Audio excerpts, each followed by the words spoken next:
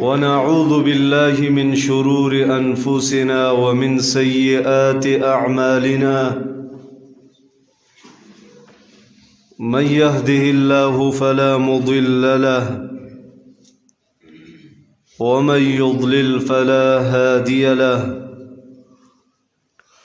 وأشهد أن لا إله إلا الله وحده لا شريك له وأشهد أن محمدًا عبده ورسوله صلى الله تعالى على نبينا محمد وعلى آله وأصحابه أجمعين. أما بعد فإن خير الحديث كتاب الله وخير الهدي هدي محمد صلى الله عليه وسلم وشر الأمور محدثاتها وكل محدثة بدعة وكل بدعة ضلالة وكل ضلالة في النار. أعوذ بالله السميع العليم من الشيطان الرجيم. بسم الله الرحمن الرحيم. لقد من الله على المؤمنين إذ بعث فيهم رسولا.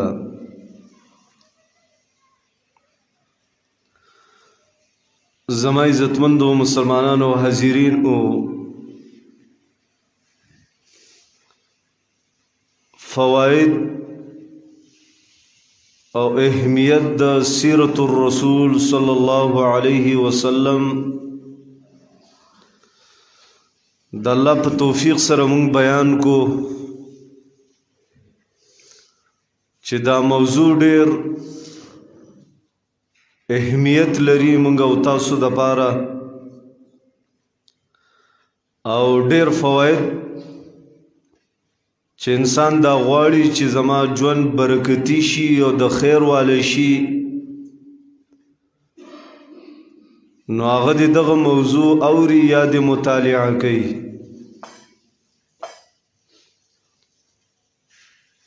موضوع د سیرت الرسول صلی الله علیه وسلم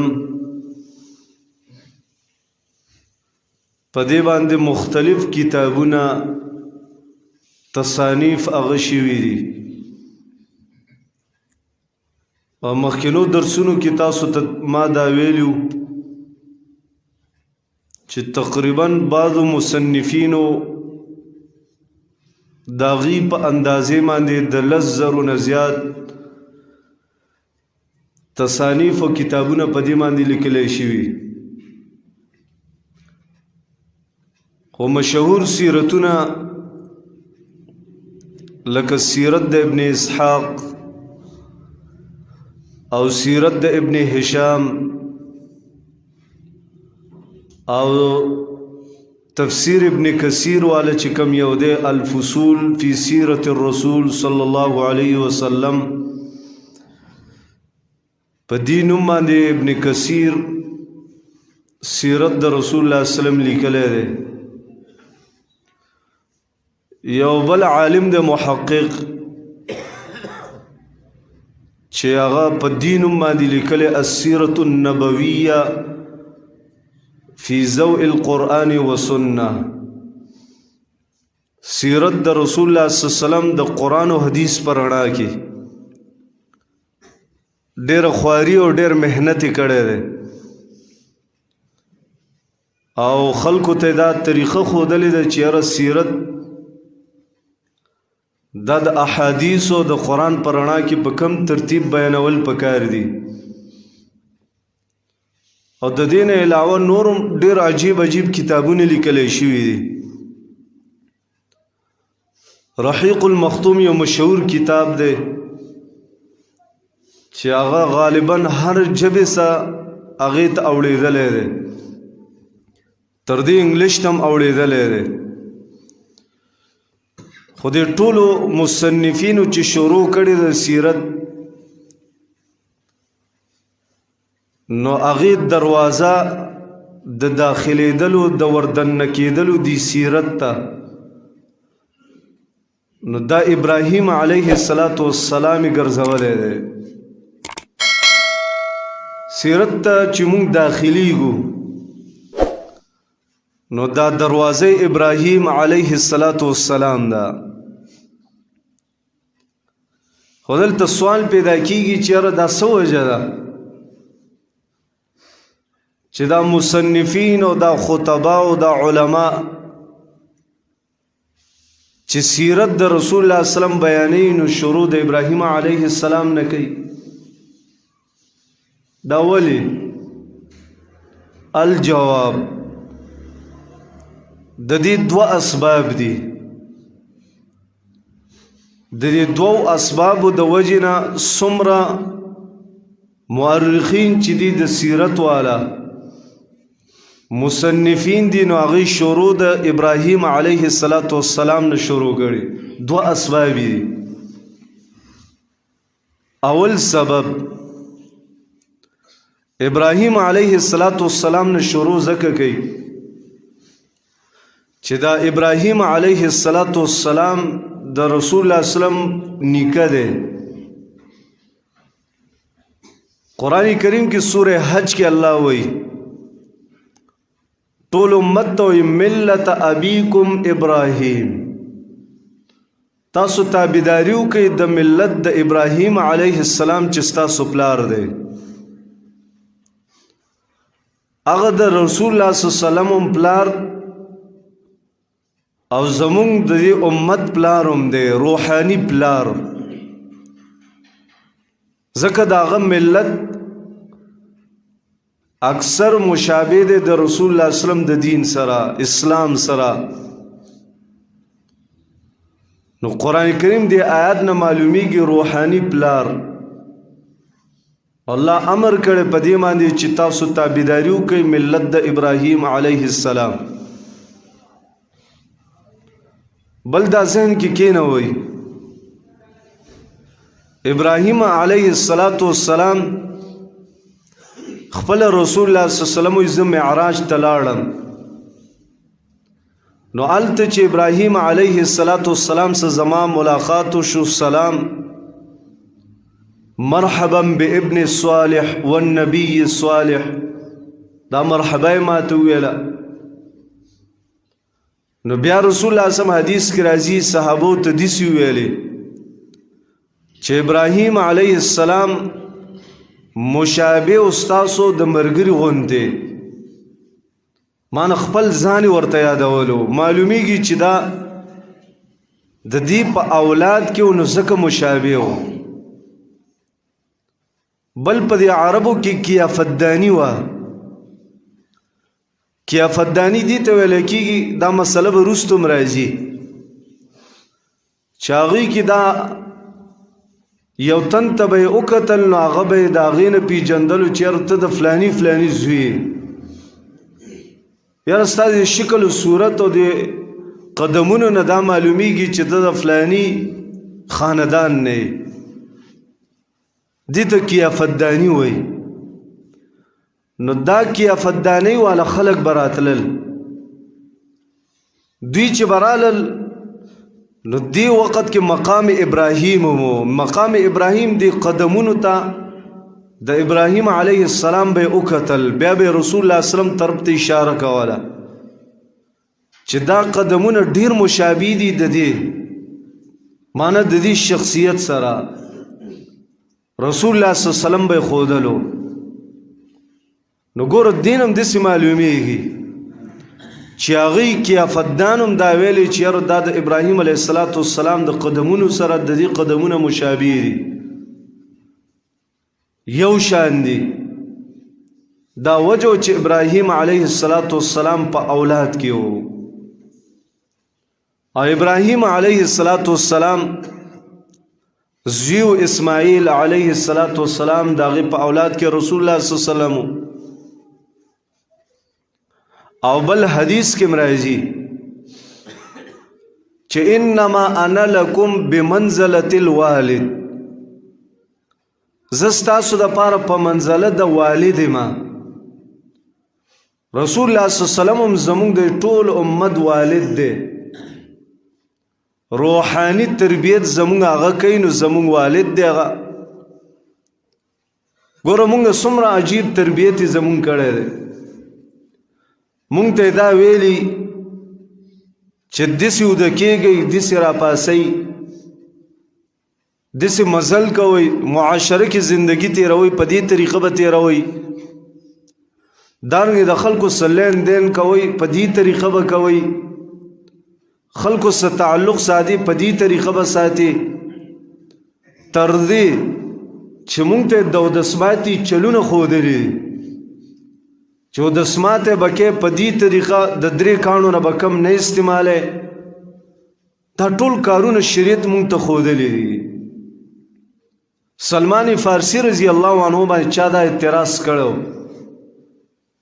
چې یاره دا ستاسو څنګه نبي دی چې هر یو طریقه درته ښیي، تر دې د اودسماتي چل هم ښیي. هغې ډېر جوابونه ورکړي او 2 الزامي جوابونه یې ورکړي. خو هغه طرف ته نه ځو، غرض چې روحانی تربیت رسول الله صلی الله علیه وسلم زمونږ کوي. نو دا سیرت چې شروع کیږي د ابراهیم علیه السلام نه، دا وجه ده چې ملت ابیکم ابراهیم، هغه روحانی پلان د رسول الله صلی الله علیه وسلم په نیکونو کې د هغه نیکه د دې وجې نه سیرت شروع د ابراهیم علیه السلام نه کیږي. دا یو سبب شو. دویم سبب یې اوسیات کا. دویم سبب څه دی چې ابراهیم علیه السلام نه دا مصنفین تصنیف چې کوي سیرت د رسول الله صلی الله علیه وسلم د ابراهیم علیه السلام نه کوي. دا ولې؟ الجواب دا ځکه چې دا اصل کې دعا د ابراهیم علیه السلام وا. د رسول الله صلی الله علیه وسلم بعثت دا اصل کې دعا د چاوه د رسول الله صلی الله علیه وسلم بعثت دعا، دا غي راتلل د نبی، دا غي ګرځیدل د نبی، هغه اصل کې دعا د ابراهیم علیه السلام وا. ځکه ابراهیم علیه السلام چې بیت الله جوړ کو نو څنګه دعا کوي؟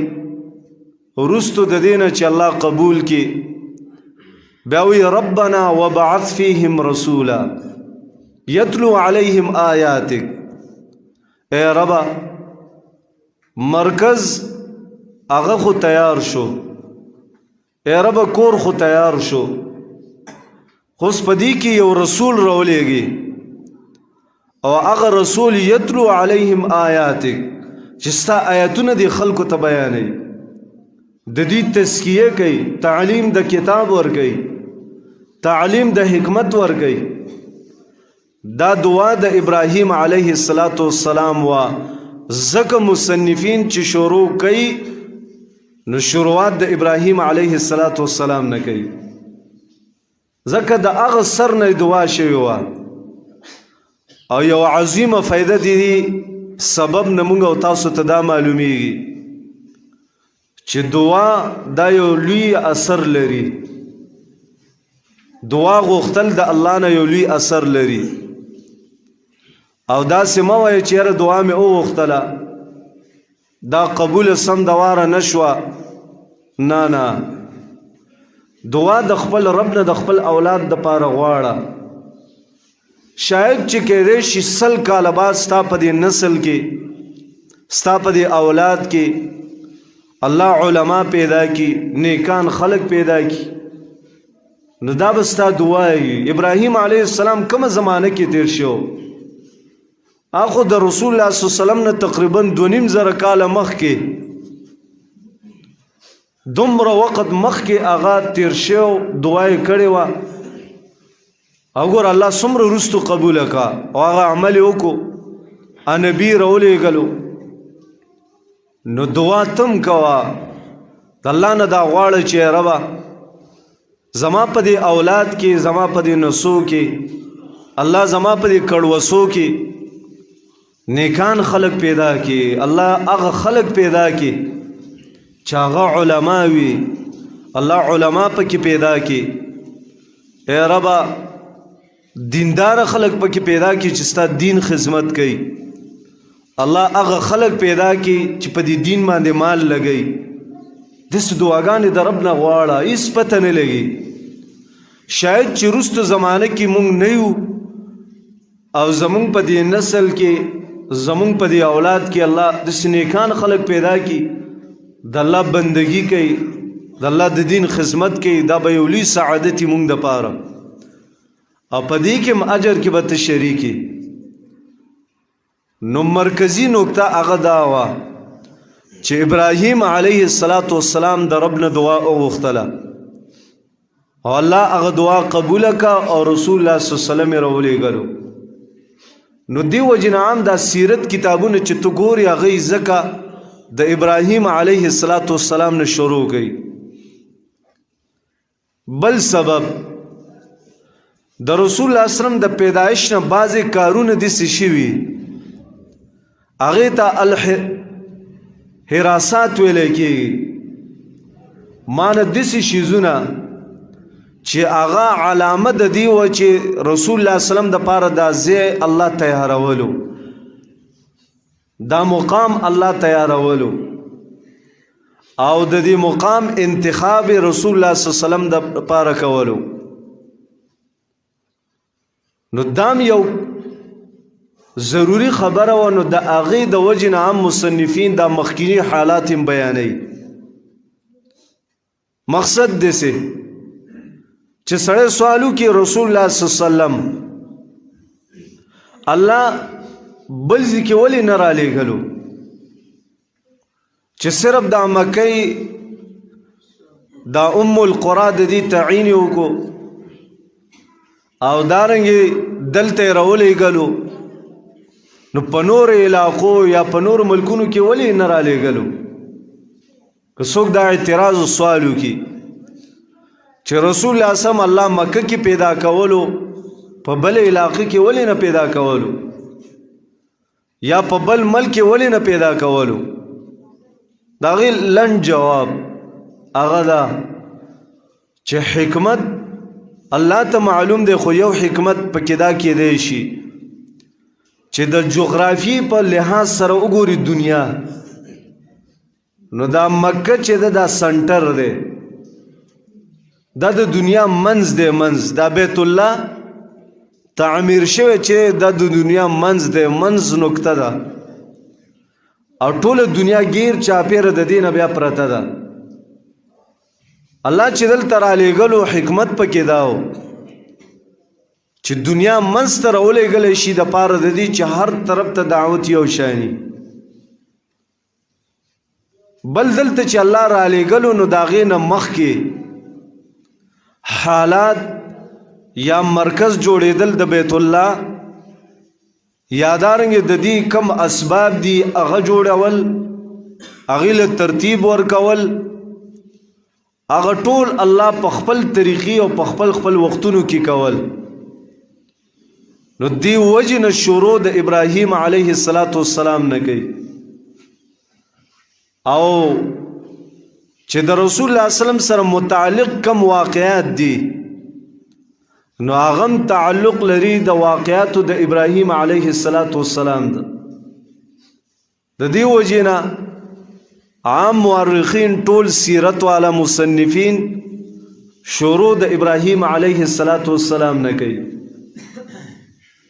مونږ هم د شروع د هغې په ترتیب او طرز باندې به کوو ان شاء الله تعالی ابراهیم علیه السلام دا د سام بن نوح په اولادو کې و نوح علیه السلام زوی سام دا هغه په اولادو کې راځي ابراهیم علیه السلام دا په عراق کې پیدا شو څوک وایي احوز علاقه کې او څوک وایي چې یاره بابل ښار مشهور دی په هغه ښار کې ابراهیم علیه السلام الله پیدا کو یو عظیم انسان یو اولو العظم انبیاؤنا او یو دوست د الله دغه مناقب ابراهیم علیه السلام ته ملاو شوي د ابراهیم علیه السلام بعضی داسې خصوصیات دي چې د نورو انبیاء علیهم السلام نشته. عجیب دا د سعید ابن مسیب رحمه الله یو تابعی عالم فقیه انسانو، هغه ابراهیم علیه السلام هغه شخصیتو چې اول سنتګری کړی و او دا په داسې عمر کې و چې دا سپینګیری و او په هغه وخت د سپینګیروالي کې زخم جوړېدل هم ډېر ګراني، خو د الله امر ورته ځان سنت کا دې ته تابع و، په دې باندې عمل وکړو. ابراهیم علیه السلام وی هغه شخصیتو چې اول زیرناف و نور زیاتی ویخته د بدن نه هغې لرې کړي، او ابراهیم علیه السلام وی هغه شخصیتو چې اول ململ ملمستیا ابراهیم علیه السلام ورکړی و. د ملمستیا کول دا د ابراهیم علیه السلام شروعاتو، او دا هغه شخصیت وای چې اول سرید روټۍ ماتول هغه دی شروع کړیو، او دا هغه شخصیت اول من خطب علی المنبر ابراهیم علیه السلام، اول منبر د پاسه چې خطبه ویلې ده ابراهیم علیه السلام ویلې ده. ابراهیم علیه السلام هغه شخصیتو چې اول د په ګیره کې وې سپین راغلیو، او چې کله سپین رالل رب ته ویل رب دا سیدي الله دا ستا عزت، معنی دا چې انسان په ګیره کې سپین ولګي دا د الله طرف نه دی ته یو عزت او شرافتی، او دا یو قسم د مرګ تذکره دی ډیره یادی، دا یو تنبیه او خبر ورکول دی. ځکه عمر بن خطاب رضی الله عنه بارک راضی هغه به مرګ ډیر یادولو، یو ګوتمه جوړه کړې وه په هغې باندې لیکلي و کفا بالموت واعظا، دا مرګ یو داسې نصیحت دی چې دا به ستا دپاره کافي دی. هغه ګوتمې ته به کتل او مرګ به یادولو. او کعب الاحبار رحمه الله یو تابعی هغه به د ځان څخه ګرځولو، تنخواه به یې ورکوله، دا عالم و دې ته به ویل ته به ما ته مرګ یادې د مرګ تذکرې به کې راته، او تاله به زه تنخواه در کوم صرف دومره ده چې ما نه مرګ نه یېرېږي. اهتمام کول د مرګ یادولو دا یو مهم عمل دی، موږ او تاسو نه رک شوی زما عزتمندو. اصلاح د نفس په دې سره کېږي، بلکې بعض السلف علما داسې وو چې د دې یادولو لپاره قبرستان ته تلل. او زمونږ یو استاذ د هغې عمل هم دا و، قبرستان ته به تلو، موږ ویل چې دا څه لځي چې هم که تو ځان لځي کې به ناستو جړا به یې کوله، دې دپاره چې سړی د هغې نه نصیحت حاصل کړي. دا یو ښه عمل دی چې انسان ته وخت یا وخت ولې وباسي او داسې کار کوي چې مرګ را یادوي. او حدیث کې راځي زیارت د قبرونو دې دپاره کوئ چې تاسو ته مرګ یادېږي. عمر رضی الله عنه دې دپاره خصوصي یو تن ساتلی و، هغې ته وویلې چې یاره نور بس چوټي ته ما سره نور مه ګرځه. هغه ورته وویل امیر المؤمنین اوسه پورې به دې تنخواه راکوله، او دارنګې مرګ به مې درته یادولو، اوس ما پرېږدې. امیر المؤمنین ورته وویلې عمر بن خطاب رضی الله عنه وی کعب اوس زما په دې ګیره کې سپین ولګېدل، او دغه سپین ما ته اوس دعوت راکوي د دې چې مر ته خپله مرګ یادوي، لہذا ستا ګرځولو ته او ستا د مرګ یادولو ته اوس زه حاجت نه لرم. ابراهیم علیه السلام په ګیره کې اول سپین ولګېدل، او د هغې باره کې دا هم راځي چې ابراهیم علیه السلام اول چې دی پرتوګ اچولی و، دا خصوصیاتو د ابراهیم علیه السلام. یو عظیم انسان ابراهیم علیه السلام، او عظیم به ولې نه و، په لنډو الفاظو ته داسې ووایه ابراهیم علیه السلام بارک الله قرآن کریم کی دا سے فرمایلی دی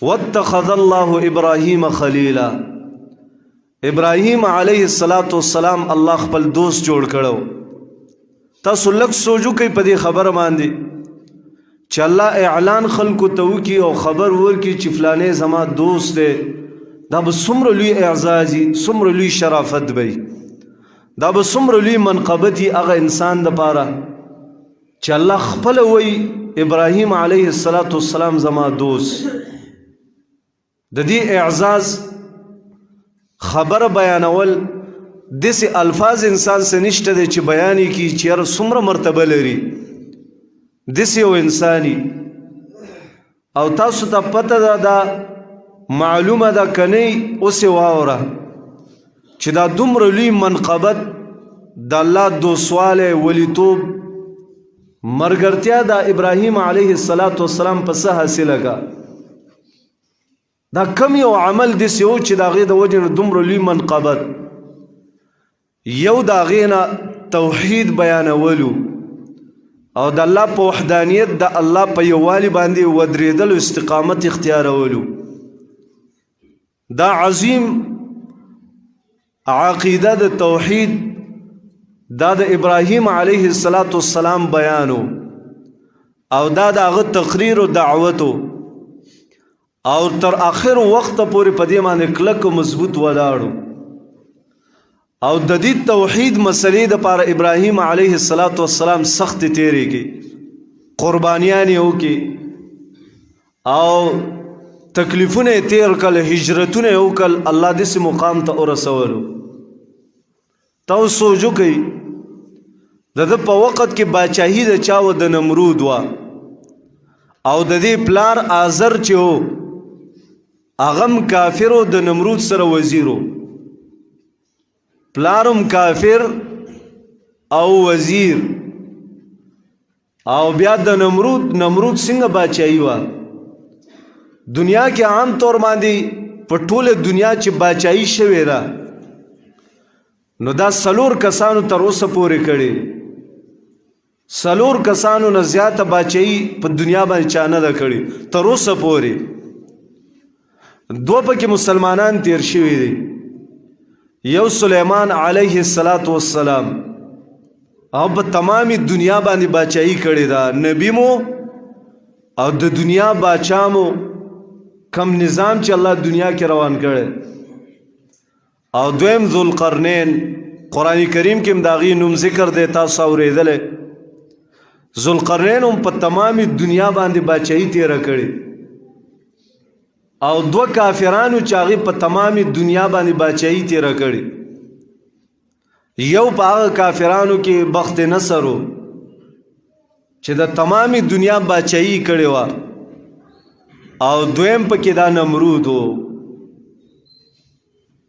دو کافران دو مسلمانان په تمامي دنیا باندې حکومت کړي او ابراهیم علیه السلام د دسی یو انسان مقابله کې دا څومره ګرانه مقابله ده چې د تمامي دنیا باچاهي او هغې ته په میدان کې ولاړي او د هغې ته دعوت د اسلام د توحید کوي نو دا څومره ګرانه خبره ده موږ او تاسو په دې زمانه کې چې واخلې د یو علاقې MP او MNA چې د هغې څه زموږ څه معامله راشي یا دعوت مسله راشي د هغې مقابله موږ کولی شو بیا چې د دې نه یو عهده لږه غټه شي وزیر شي او گورنر شي او بیا د ملک باچا شي د ټول مثال د پاکستان باچا عمران خان د هغې مقابله کول دا ډېر ګران کاري خو سره د دې نه هغه د یو ملک باچا نه و نمرود بلکې د تمامي دنیا باچاو او ابراهیم علیه السلام یکی یوازې چې د مقابله کوله او مناظره ورسره کوله او دعوت ورکولو دا ډېر ګران کار دی لږ ساعت ته دې خبرې ته سوچ وکړه چې داسې یو انسان مقابله کول چې په ټولې دنیا باندې حکومت کوي او ابراهیم علیه السلام ولاړ دی ورته دعوت کوي وی رب زما هغه ذات د خپل رب بڑای ورته بیانوي چې هغه خو یحیی و یمیت، هغه خو ژوندي کول او مړه کول کوي. نمرود چې دا واورېدل ورته وی انا احیی و امیت، دا خو زم مړي ژوندي کوم او دارنګې ژوندي چې مړه کوم، دا خو آسان کار دی. وی هم سیرت کې داسې راځي چې یو تن یې راونیولو مړی کو، او یو هغه تن چې هغې باندې پانسي ختلې وه هغه یې آزاد کو چې دې له مې ژوند ورکو. ابراهیم علیه السلام یو اوچت انسان، عقلمند د الله نبی دی. هغه ورته داسې ټوس هغه سوال پې وکړو چې هغه کافر خوله بنده شوه. دی ورته ویل خطه داسې ز فإن الله يأتي بالشمس من المشرق فأت بها من المغرب، الله خو نور د مشرق نه راخیزي او فأت بها من المغرب، زه ته مغرب نه راوخیزوه، دا کار ته وکړه زه به دې ومنم. قرآن کریم د هغې الفاظ نقل کړي، د هغې هیئت او د هغه صورت په هغه وخت کې څنګه فبهت الذي کفر. بحث څه ته ویلی کېږي؟ ما نه دا خولې ټپه شوه، قرآن شوتې او هیڅ خبرې جواب ورته نه و چې ابراهیم علیه السلام له د دې جواب ورکړی وی، هیڅ جواب ورسه نه و. د وجې نه قرآن کریم دې بهیمه یاد کړی، بهم د زناورو ته بهیمة الانعام ویلي. بهیم ورته ځکه وي بهم چې بهم هغه زناور ته وایي چې ژبه یې وي او خبرې نشي کولی. لکه دا زناور ته ګورې که نه، سنډه او میخ او دا شیزونه ګورې، څومره غټې ژبې خبرې کولی شي، دې ته بهم ویلی کېږي. الله ته دا خوله داسې بنده که سره د دې نه چې ژبه یې وه او خبرې نه شو کولی، جواب ورسه نه و چې جواب ورکړي.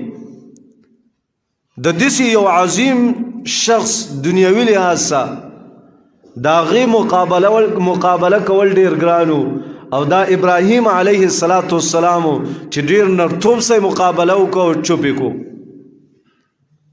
نمرود له په دې باندې ډیره غصه ورغله چې یو باچا او بیا د تمامي دنیا باچا د هغې مقابله یو تن کوي او چوپ کوي او جواب هغې سره یي، او دا خو د هغې غټه بېعزتي ده.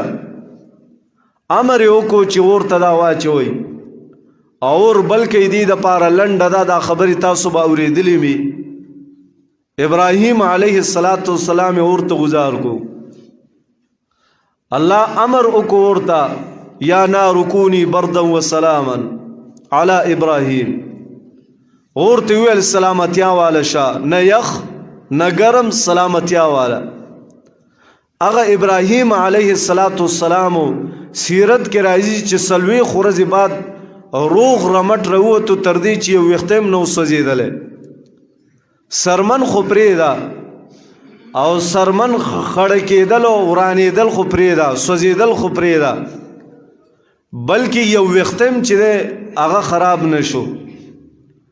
نمرود چې دا وکتل نو سیرت کې دا واقعه بعض مورخینو نقل کړې ده چې دی ورته وویل ابراهیم علیه السلام ته نمرود چې ستا دا رب خو ډېر رحیم دی، په تا باندې څومره رحم وکړو، ستا خو رب ډېر کریم رب دی.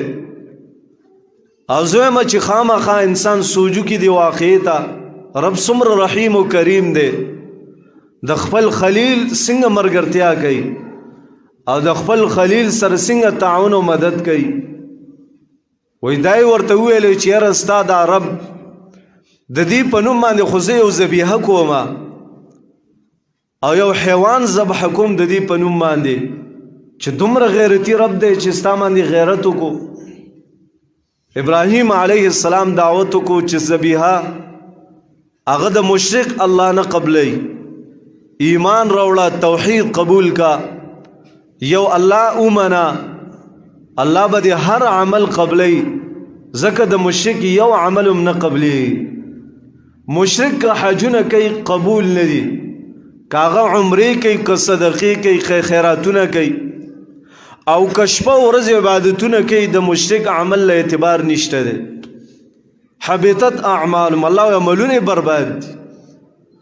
بلکې رسول الله صلی الله علیه وسلم تم الله وی لئن اشرکت لیحبطن عملک، اے نبی کتام شرک وکړو کنه عمل به برباد کم. ګوري دی وجنه زمای عزتمنو دا توحید بنیادی عقیده ده. توحید ستوي افراد الله فی الالوهیت، الله یو غنل په الوهیت کې چې واحد لا شریک دی بل څوک وسنشته دی. او دا عقیده چې جوړه کړه بس تا د پاره کامیابی ده ان شاء الله. توحید عقیده دا د الله یو لوی نعمت ده چې الله چاله ورکه بس دا کامیاب، دا د کامیابی عقیده ده. او عجیب دا د زمای عزتمندو قرآن کریم کې الله د مشرکان مبارک وی فلا نقیم لهم یوم القیامت وزنا. دا ډیر عجیب جمله الله فرمایلی ده. الله وی په ورځ د قیامت د دې مشرکانو لپاره تل د میزان نشته دی. تو سوچ کوئ دی خبرې ده، خبرې ته سوچ کوئ بیا خون کوي. الله وی دی مشرکانو لپاره تل د میزان نشته دی. سوال میزان تل خدا حق ده، تل د میزان خوشته دی. د هر چا اعمال به تل لیکيږي. حدیث کې راځي د هر یو تن عمل به الله تلی. څنګه به تلی دا جدا باس دی، خو الله یې تلی. کله به د انسان په شکل تلی روا به چې لکه حدیث کې راځي عبد الله ابن مسعود رضی الله عنه ونی د مسواک ته ختل او مسواکونه شو کول، نو ډیر نری او ماندو دا پنډي ښکار شو، ډیر باریکی باریکی نری وي. صحابه او خاندل. رسول الله صلی الله علیه وسلم فرمایل قسم په الله دا نری نری پنډي دا پتل د میزان کې ګور ډیر درنی دي د عبد الله ابن مسعود. نو کله الله دې سبم کوي. درې مختلف اقوال دي پکې د محدثینو. لنډه ده چې تل د میزان د هر چا د پاره دی، خو الله دې مشرکانو لپاره نشته. دا ولی وجه دا ده چې اعمال د هغه چا تل لیکيږي چې یو طرف ته نیکیانی ورسره بل طرف ته چې دی بدیانی، یو طرف ته نیک اعمالی بل طرف ته بد اعمالی. او د دوی چې د عملونه نیک سره نشته دی نه، نو دیله چې دا چاپړی کې یو طرف ته مثال بد عملونه د دوی شو، شرک شو، نو بل طرف ته به کم نیک عمل اچي. اکم نیک اعمال چې د دې هغه خو برباد شوي دي، هغه سیدی برباد شوي دي، ختم شوي دي. نو د دې یو تن عمل تلل بیا ضرورت نه لري. نو الله فلا نقیم لهم یوم القیامت وزنا. ابراهیم علیه السلام د توحید د عقیدې د پاره سه غټه قربانی وکا، ورتل کته ذبیحه کې کنه دا ذبیحه الله نه قبلای. توحید اختیار کا موحد شه، بیا ذبیحه د الله په نوم باندې کو، الله به قبلای. خو هغه دا دعوت سره د دومره عظیم معجزینا، سره د دومره عظیم معجزه چې هغه اولیدله، بیا توفیق د ایمان الله ورنکو. سړی سوجو کی دومره اور بل شي او بیا تی یو تن روغ روزي او بیا خلک وګوري وایوري او بیا ایمان توفیق نه ورکي، معلومیږي دا د الله د طرف نه. بس ځکه نبی صلی الله علیه وسلم په جمع باندې د مشرکانو ته دعوت شو.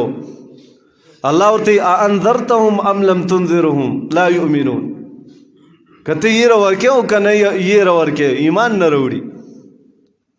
لنډه ده ابراهیم علیه السلام هغه پلارم ته چې اعلان د براءت وګو، پلار ورتل کدی دعوت نه کمیږي، غلې کېږي نو زما کور نه وځه.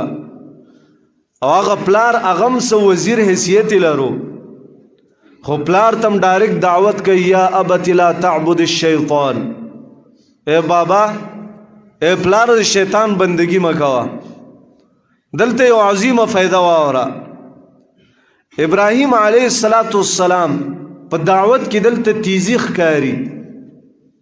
سره سوجو کې چې په دې دعوت کې تیزی د عام اصول دادي چې په دعوت کې باندې نرمي کې رسول الله صلی الله علیه وسلم خپلم دعوت کې نرمي کله کوله. او دلته ابراهیم علیه السلام نرمی نه ده کړي. یو عظیمه فائدہ تاسو ته بیانو، هغه دا چې نرمی په توحید مسله کې کول دا غلط فهمی ده.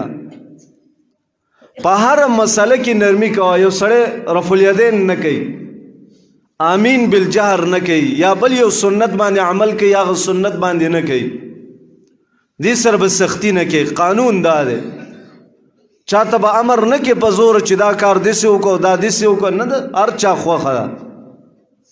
دام سنت هغه سنت، دام یو عمل دی، دا هغه یو عمل دی. او چې کله مسله د توحید راله په هغې کې بیا نرمي نشته دی. په هغې کې چې څومره سخت کېږي په دعوت کې عمره دا انقلابي انساني. ابراهیم علیه السلام ځکه تیزی کوي چې پلاره د هغې خدایانو ته د هغې الهه چې کوم هغې ته ښکاره وایي چې د شیطان بندګي مه کوه. سړی سوچ وکړي چې څوک د چا عبادت کوي او ته ورته د شیطان بندګي مه کوه، څومره تیزه خبره ده. ابراهیم علیه السلام کوي او دا رسول الله صلی الله علیه وسلم دا سختی او قربانی کړې ده. دک شان دعوت بیا اغیم کړی دی. حدیث کې راځي، اختصار سره بیانو، رسول الله صلی الله علیه وسلم احد کې چې کله زخمی شو، تکلیف ورسېدو او یو غونډۍ باندې رسول الله صلی الله علیه وسلم، ابوبکر، عمر رضی الله عنهما دا صحابه ورسره. نو پدې کې ابو سفیان لا ایمان نو راوړې، رستو مکه چې کله فتح شو ایمان راوړو. نو دی بدی ردی رسول الله صلی الله علیه وسلم پسې ویلې. رسول الله صلی الله علیه وسلم عمر بن خطاب د الله رسول جواب ورکم، رسول الله صلی الله علیه وسلم علم ورکوا. ابو بکر صدیق رضی الله عنه پسې خبر شروع کې، عمر بن خطاب د الله رسول جواب ورکم، وینا پارام کېنا. عمر بن خطاب پسې شروع کې، رسول الله صلی الله علیه وسلم جواب ما ورکوا. خو چې کله ویل اولو هبل، دا زمون اولو هبل زنده باد، دا ناره او چغې چې واله د خپل بود چې زمون بابا بس زنده باد. رسول الله صلی الله علیه وسلم عمر بن خطاب ته اوس پاسه جواب ورکا او ته لنا المولا ولا عزا لكم، هغه لنا العزا ولا عزا لكم، زمون عزا بابا شته دی او ستاسو عزا بابا نشته دی. رسول الله صلی الله علیه وسلم عمر بن خطاب ته پاسه ورته وویل چې لنا المولا ولا مولا لكم، زمون مولا شته دی او ستاسو نشته. توحید مسله کې به بیا بریک نه اخلي. رسول الله صلی الله علیه وسلم په ذات باندې حمله وشو، جواب ورکو. دا ابو بکر صدیق رضی الله عنه په ذات باندې حمله وشو، جواب ورکو. عمر بن خطاب په ذات باندې حمله وشو، جواب ورکو ورنکو. خو چې ذات د الله باندې حمله کیږي، بیا ایمان والا او موحد د توحید والا هغه بیا په توحید کې بریک نه نیسي، بیا صفا سترا او ښکاره دعوت د توحید خلکو ته کوي چې لا تعبد الشیطان، پلار د شیطان بندگی مه کوه. دا د ابراهیم علیه السلام پلار تم دعوتو. د وجه نه دعوت داسې توحید داسې فریضه ده چې هر یو تن ته به کې کپلار دی ولې نه وي. او چې بیا دعوت ورکو، الله اکبر، هغه وخت کې پلار راولګېدو بچي ته وایي زمونږ کور نه وځه، نور ژوند زما سره مه تېروه. او زویمه دا سړی سوچو کې لږ ساعت چې پلار کله زوی ته وایي په دې حالت کې د دین دپاره یو سنت باندې عمل کوي او هغه نه برداشت کوي، ورته یې کور نه وځه. هغه د پلار محبت، هغه د مور مینه او شفقت، هغه انسان پریدي او کور او کلی پریدي، هغه مرګري پریدي او بیا د الله دپاره هجرت کوي. دا څومره قرباني ده. الله به ابراهیم علیه السلام ته باره کې داسې نه وایي چې واتخذ الله ابراهیم خلیلا، خامخا به وایي چې سړی د پلار محبت پریدي، هغه د مور محبت پریدي او د الله دپاره روان شي، صرف یو ښځه ورسوه.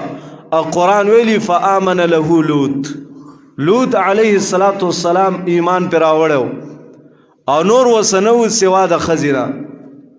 سارا رضی الله تعالی عنها مرګرې وه او صرف ښځه او ابراهیم دی دا روان دي د الله لپاره هجرت کوي، خپل کور ورته پرېښودو.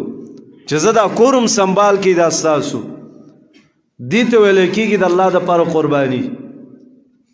ابراهیم علیه السلام ته به خامخا خلیل الله وی، او دا په احادیثو کې هم دي چې ابراهیم علیه السلام د الله خلیل دی او دوست دی. حدیث کې راځي رسول الله صلی الله علیه وسلم یو ورځ وفرمایل صحابو ته چې که ما دوست جوړولی د الله نه سوا بل څوک، نو ما به ابوبکر صدیق رضی الله تعالی عنہ دوست جوړ کړی وی. خو بیا یو روایت کې داسې راځي چې رسول الله صلی الله علیه وسلم د نورو انبیاو مناقب ذکر کوي، لکه موسی علیه السلام باره کې وایي صفی الله، او ابراهیم علیه السلام باره کې وایي چې دا خلیل الله. نو خپل ځان باره کې وانا حبیب الله، زه د الله حبیبم، او ابراهیم علیه السلام د الله خلیل دی. خو دلته یو عجیب فرق په منځ د خلیل والحبیب، چې حبیب مقام به اوچتی او که د خلیل مقام به اوچتی. دا بیل خصوصیت دی د رسول الله صلی الله علیه وسلم چې الله د ټولو نه اوچت کړی دی، او دا تفاوت قرآن ذکر کړی دی، تلک الرسل فضلنا بعضهم علی بعض. د دې دا مقصد نه چې څوک وایي چې دا نبی ښکته کوي او دا بل بره کوي، نه، دا مرتبی او دا فضیلتونه او دا درجات دا الله ورکړي دي. ابراهیم علیه السلام له خپل درجه ورکړي وا، او دارنګه رسول الله صلی الله علیه وسلم له الله خپل درجه ورکړي وا. خو سره شدیدا ابراهیم علیه السلام خلیل له، او رسول الله صلی الله علیه وسلم حبیب دے. کمال سره وی خلیل هغه چاته ویل کېږي، اولنې فرق خلیل هغه انسان ته ویل کېږي چې هغه د خپل رب بندگی کوي په رهبت او رغبت سره. رهبت یری ته ویل کېږي، د الله نه یریږي. رغبت ترغیب الله ورکوي چې دا نعمت بدر کم، دا نعمت بدر کم، دا اجر بدر کم، دا ثواب او دا بدلی بدر کم. نو خلیل چې د عبادت د الله کوي په رغبت او رهبت سره، اور چې حبیب دی نو هغه بندگی د الله په محبت سره کوي. مقام د رسول الله صلی الله علیه وسلم په محبت کې، د محبت د وجې نه د الله بندگی کوي. څومره اوچته درجه د حبیب. دویم خلیل چې دی هغه اصل کې انتظار د عطا کوي، چې الله به مال سره کی، دا نعمت برا کی، دا برا کی، دا برا کی. اور چې حبیب دی هغه انتظار د لقا کوي، ملاقات د الله کوي. دنیا نه غواړي، دنیا شیزونه نه غواړي، سوا د دینه ملاقات د الله انتظار کی. او حدیث کې راځي رسول الله صلی الله علیه وسلم له اختیار ورکړی شو لقا د الله او غختلا. نو ګوره خلیل هغه انتظار د عطا کوي، او دارنګ حبیب انتظار د څه کوي؟ هغه د لقا کوي چې الله ملاقات. دریم چې کوم خلیل له هغه چې حقانیت ته رسی او دارنګ یو مقصود ته رسی، نو په اسباب باندې رسی. لکه د ابراهیم علیه السلام بارکی قرآن کریم ویلی وکذالک نری ابراهیم ملکوت السماوات والارض. الله وی مونږ ورته نخې د باچایي وښودلې، هغه مقام د اسبابو دی. او هر چې رسول الله صلی الله علیه وسلم دی نو فقابک نبی صلی الله علیه وسلم بارکی څنګه الفاظ لنډ دا وی قوسین او ادنا، بغیر د واسطین خپل رب ته ورسېدلو. دا مقام د حبیب، دا اوچت مقام. غرض دا چې ابراهیم علیه السلام لم الله ډیر اوچت مقام ورکړو. وجه دا و چې دغه قربانی و هجرت د الله لپاره وکړو، شام ته لاړو د عراق نه، او حران علاقه ورته وی هلته لاړو. هلته د الله امتحانو قحط رالو، نور مشکلات مصائبو، د هغه ځینه روان شو مصر ته لاړو. خو په مصر کې یو عجیب امتحان په ابراهیم علیه السلام او د هغې په اهل باندې رالو. هغه دا چې ابراهیم علیه السلام چې کله مصر ته لاړو، هغه باچا او ظالم او د زنانو سبب بدکاری او زنا کوله. نو ابراهیم علیه السلام ته دا ویل دا سوق دی، هغه ورته دا می خور دا غرض اسلامی خور یادوله. بعضو مورخینو دا قول کړی دی چیرې دا اصل کې حقیقی خور وده دی او په هغه دور کې چې د خور سره نکاح جایز و، لکه څنګه چې د آدم علیه السلام اولادو د یو بل سره خور ورور به نکاح کوله، دغه په هغه وخت کې وبل څوک نه و کنه. نو دغه شان وی حقیقی خور و خدا قول لږ کمزوری دی سیرت په لحاظ سره. صحیح دا ده چې نه دا د تره لور وه، تره لورې وه، خو ابراهیم علیه السلام ورته خور ځکه یاده کا چې مسلمانه یو مؤمنه ښځه د مسلمان دا خور وي. دا شریعت مونږ ته ویلي مسلمان د بل مسلمان رور او مسلمانه زنانه د بل مسلمان چې دی خور، رور او خور دي، دا شریعت مونږ ته ویلي. او ابراهیم علیه السلام غرض په دې کې دا و چې کم ملت تابعداري ما کړې ده نو زما د دې اهل دې خور مم کړې ده، غرض دا و چې دا زما عقیده زمونږ یو ده. او به کور والم پویه که چې دا د نه تپوس کوي خور بیا دی، دا امتحانو الله راولي. وی هغه دې ته چل کله جوړ کو طلب د زنا د پاره راوختله. ابراهیم علیه السلام د الله بندگی شروع کا او په مز باندې ودرېدو. دا د نیکانو خلکو طریقه ده چې مصیبت رالو بیا به الله ته متوجه کېږي، صبر بکې او د خپل رب نه بغواړي. رسول الله صلی الله علیه وسلم حدیث کې راځي چې کله به مشکل پیښ شو رسول الله صلی الله علیه وسلم به توجه کوله، 2 رکعات به کول، صلات حاجت کوه، د الله بندگی کوه، بس الله به د مشکل ختمي. رااله نو په دې باندې چې فالج غونته اثر پیو شو، اندامونه کار پرې خودل. بعضو سیرتو کې دام دي چې رای کاغلو خو راجح دا ده چې بس فالج غونته پیرالو بدن کار پرې خودو او داسې شو لکه انسان چې ساه خیزي مړ کېږي. نو په دې کې ساره رضی الله تعالی عنها د رب نه سوال وکړ، الله کدی وخت کې دا مړ شو نو خلق به په ما دعوه کوي او الزام به په ما باندې کوي، نو یا رب ته دی وخت کې نو ما وجني. او دیم ورته سوال وکړو چې رب نه دعا وغواړه چې ما بچ کی.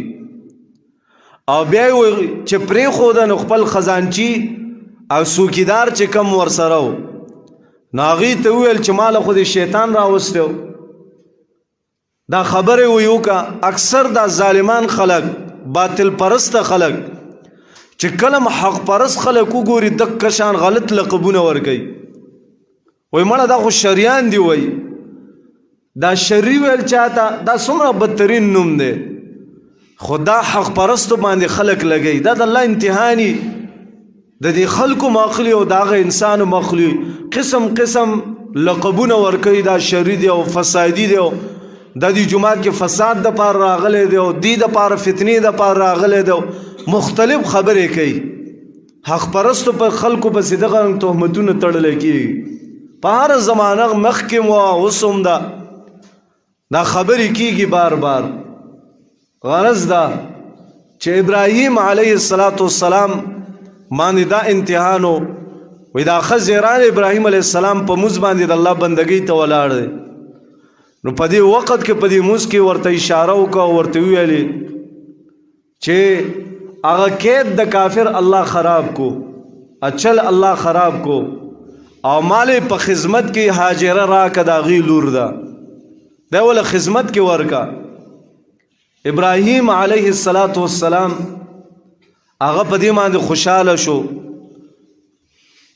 خدا یو امتحانو د الله د طرف نه و. پدې کې مسلمانانو ته تعلیم اصل کې دا دی چې صبر وکړي، او دا صحابه کرامو باندې دا امتحانات د سره راغلیو.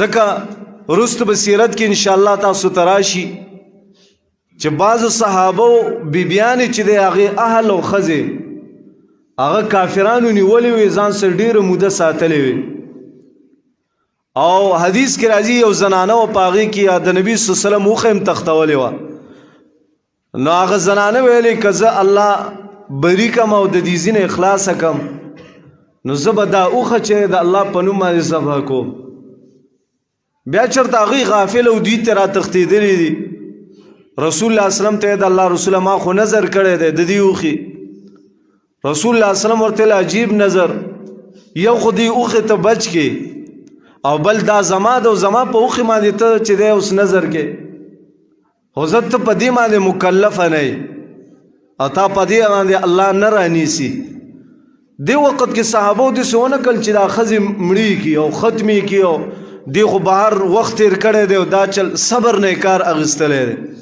شریعت مونږ ته تعلیم راکړي الله دې دې امتحانات په مونږ باندې نه راولي خو که امتحان د الله د طرف نه رالو بیا بستا کار دی چې فصبر جمیل والله المستعان بس صبر جمیل بکې خپل شکایت به الله ته وړاندې کې دا ست نشي کولای چې بی ګناه یو تن روونی وي مسلمان الکه کې دې شي چا تختولی او یا په زور سره قبض کړي او ته ډس پورته کې نو دا ستاده پاره نقصان خبره ده احتیاط او صبر کول په دې معاملې کې ځکه امتحان د الله د طرف نه نو دا هاجرې چې دی ورکا حدیث کې راځي ابو هريره رضی الله عنه محدث هغه دا حدیث بیانولو ځکه رست راځي چې دا هاجرین اسماعیل علیه السلام الله پیدا کو نو دا اصل کې د رسول الله سم مور او نیا حسابيږي و ابو هريره رضی الله عنه ویل خلکو ته چې دا ستاسو مور د ګوري واوري هاجره رضی الله تعالی عنها و یا غي ورته یاد ک ابو هريره رضی الله عنه دیو جن حدیث کې مرাজি رسول الله سلام پیشنګوئی کول صحابه وتا او دای ورته ول چې تاسو به مصر قبضه کوي حمله به باغی باندې کوي فتح کوي وا خو خیال کوي چې تاسو د غي سره درمیاني حالت او خه حالت خه معامله به د خیر معامله به د غي سره کوي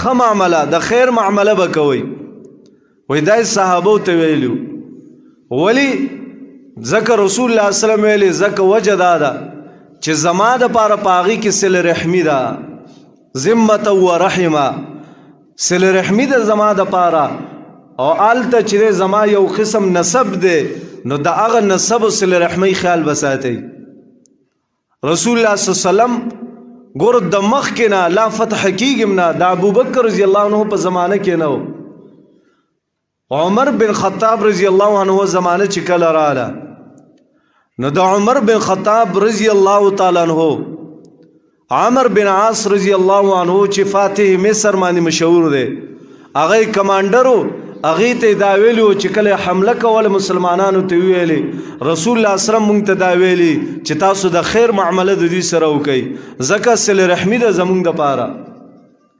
خیال رسول الله صلی الله علیه وسلم صله رحمی سمره هغه وګد نسب او سمره لري نسب سره کوي تو سوچو کوي سمره مهم شی دی کنه چرته 2.5 کاله مخکې چرته ابراهیم علیه السلام تیر شوی دی او رسول الله صلی الله علیه وسلم خپل نسب هغه وړاندې هغه نیکو مور هغه نیا د هغه سره صله رحمی پالي د هغه د خلکو سره صله رحمی پالي چې حمله وخت کې تاسو باغی سره نرمي وکي خسلوک ور سره وکي د دین اهمیت د صله رحمی معلومیږي چې صله رحمی ډیر مهم شی دی موږ او تاسو نزدیک خپلوانی او د هغه سره صله رحمی نه کوو او پاتې شو الله وړاندې نکونه او ډر نکونه او د څور پسې ځه او رسول الله صم د دې خیالم ساتي تاسو سوچو کوي معلومیږي چې صله رحمی دا ډیر مهم شی دی یو مرګري ماته ویل د رزق فراخی د پاره وظیفه را توخیا ما ورته ویل یاره یو سو صفات دی لن مې ورته ویل دا ځان کې راواله یو د فرایض پابندی دویم د الله نه غوښتل او دریم مې ورته ویل مې صله رحمی کوا ولی حدیث کې راځي من اراد ان یبسط فی رزقه فلیصل رحمه.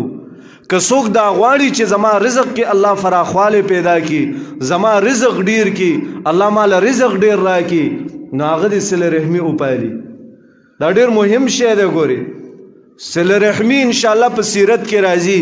رسول الله صلی الله علیه وسلم څنګه پاللې دا دک شان به موږ او تاسو هم پالو. او دا صله رحمی دومره مهم ده، دا روایت ضروری دی چې بیان کو. ابو هريره رضی الله عنه څومره عظیم انسان. دا ابو هريره رضی الله عنه طائف ته تلو. دا روایت المفردات کې امام بخاری ذکر کړي، اگر کې سند کې څه کلام شته دی خو نور تاییدات شته. طائف ته لاړو، نو طائف ته چې ورسېدو خلک خبر شو چې ابو هريره راغلی محدث حدیث بیانون کې یو عظیم انسان دی. خلق راجم شو وی جی مونږ ته بیان کې. ابو هريره رضی الله عنه ویلی بیان نن زه راغلم سفر مې کړی ستړم سبا به درته وکم. خلق سبا نورم راجم شو دنیا راغلی و د ابو هريره رضی الله عنه بیان اوریدلو ته. لکه صحابي مو او د رسول الله صلی الله علیه وسلم نه ډیر احادیث هم نقل کړو مشهور په محدث باندې. نو جمعه ډک شو خلک ډیر راغلي دي. ابو هريره رضی الله عنه منبر د پاسه کېناستو، ویل تقریر درته کوم، احادیث درته بیانوم، خو په یو شرط. شرط دا دی چې زما د مجلس نه دی هغه تن پاسي چې هغې صله رحمي قطع کړي پرې کړي دي ادې پاسي، اله به درته بیان کوم، که نه درته احادیث بیانوم، بیان درته نه کوم. خلکو کې و یو تن پاسېدو او حجاب تړل او ځان پټ کړ او سترګې ښکار کېدې. وای امیر المؤمنین زم چې صله رحمی می قطع کړی دا، خو مال به دومره وخت راکې چې زه زر لاړ شم، زما ترور دا چې د هغې سره صله رحمي وکم، واپس به راځم بیان به نه کې، حدیث به نه بیانې تر څو پورې زه راغلی نه یم. وایي په دې کې چې دی ابو هريره رضی الله عنه ورته ویل زه سیده نو تا ته به انتظار وکړو چې خیر نه محرومه دې نه کړي الله. وی لاړو په منډې ترور ته چې ور وډبولو، ترور یې راووته څه مسله ده، هغه خپل محبت اظهار ورته وکړو او دا ویل چې ابو هريره راغلی دغه رنګ خبرې وکړه، زه رالم او مال چې دا صله رحمي وپالم او معافي وغواړم، یو بل نه معافي طلب کا. خو ترور ورته دا ویلې چې خبره دا ده چې ابو هريره رضی الله عنه نه به تپوس وکړي دومره غټ مجلس دی ولې ایثار کړی او دومره خلق دی ولی ایثار کړي دي بیان ته، او زه دې پاسه لول د دې اهتمام ضرورت سو. وی رالو نقاب اچولی دی، خلکو په مخ کې دا سوال مو کو. هغه ورته ویلې دا ځکه چې ما د رسول الله صلی الله علیه وسلم نه اورېدلی دي چې یو مجلس کې قاطع الرحم ناسي، صله رحمي قطع کوونکی ناسي، هغه مجلس باندې الله خپل رحم نه کوي. نو ما ویل چې زمونږ مجلس کې ناست یو مونږ خو چې دا بیان کوو دا احادیث بیانو دې دپاره کوو چې الله دې مجلس باندې رحم وکړي، الله په خپل رحمت کې مونږ راولي، او دا نه چې صله رحمي قطع کوونکی ناست یو مونږ د رحم نه محرومه شو. مهم شی د صله رحمي که د الله رحم ته ځان جوړول غواړي صله رحمي کوه.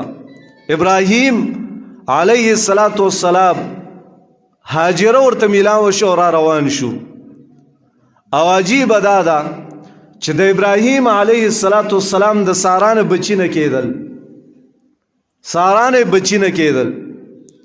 او په دې کې ابراهیم علیه السلام دا سارا ورته ویلې چې یاره زه به هاجره تاله په نکاح درکم، بس زما خادمه ده، دې باچا ماله هدیه کړې ده، کافر نه هدیه قبلولی شي، نو زه بس دا ستا شوه.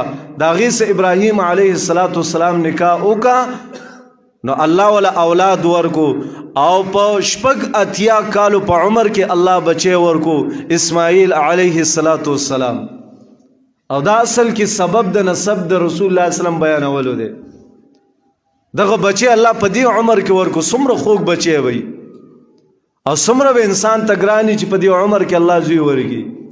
او بل یو عظیمه فایده زمونږ دپاره دا معلومه شوه دې ته، هغه زنانه دي مو واوري، ځکه دې مجلس کې مونږ سره زنانم دي چې خیرخواهي دې سارا د خپل خاوند د پاره وکا الله وی دیلم اولاد ورکو اسحاق علیه السلام کما زنانه چې دسی اولاد نه کیږي او د خپل خاوند د پاره دسی رحم سوجو کی او دسی فکر وکي الله اغیلم د غي د خیرخواهی د وجنه اولاد ورکي خیرخواهی ډیر خشه د زما عزتمندو الله دې مونږ او تاسو کې پیدا کړي کيو بنه د بل بني سره خیرخواهی کوي الله دیلم خیر ور کوي ککور کې چې خواخه د انګور سره او داننګ د یور سره وخت ری او یا د بل چا سره خیرخواهی خزه د یو بل سره کوي هغه خزرم الله خیر ور کوي خیرخواهی ځان کې پیدا کړي زما خور د پدې کور کې زما خواخه د افلان کې د افلان کې دا دې ته چې څومره خیر ملاوي شي